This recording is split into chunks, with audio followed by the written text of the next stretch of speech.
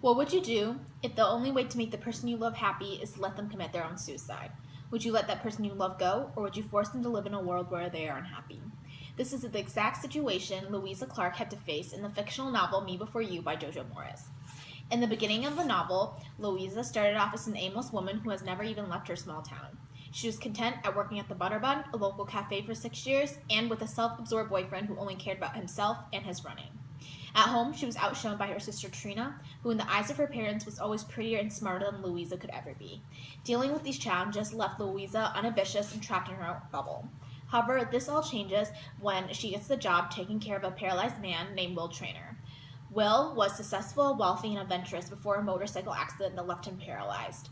And now he is bitter and depressed with a life where he's unable to do anything for himself. Through their time together, they soon form a special bond, and they both become happy again.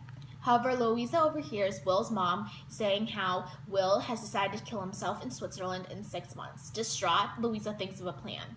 She decides to take Will on all these adventures to show Will why life is worth living.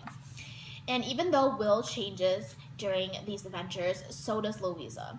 Will challenges her to new horizons, like scuba diving and operas, but most importantly, for the first time ever, Louisa had one person that believed in her and believed in her potential to be great. And because of this newfound self-confidence, she even decided to enroll in college next fall. So during their last trip, Louisa told Will that she loves him. And even though Will loves her back, he knows that she deserves a life that's better than the one that he can give her, one that's not tied back by him and taking care of him. But also, he knows that this life he's living just isn't enough for him. Before his accident, he was spontaneous and adventurous, and now he can't deal with the fact that it's not like that anymore. So Louisa leaves him, and when she gets back home from the trip, she hears that Will has already left for Switzerland, and deep down she knows that she has to let Will do this. So she flies to Switzerland, and with an emotional goodbye, she lets Will go. So the ending of the book ends with a letter from Will, and Will wrote this to Louisa and made her read it in a small cafe in Paris, which is his favorite spot in the whole entire world.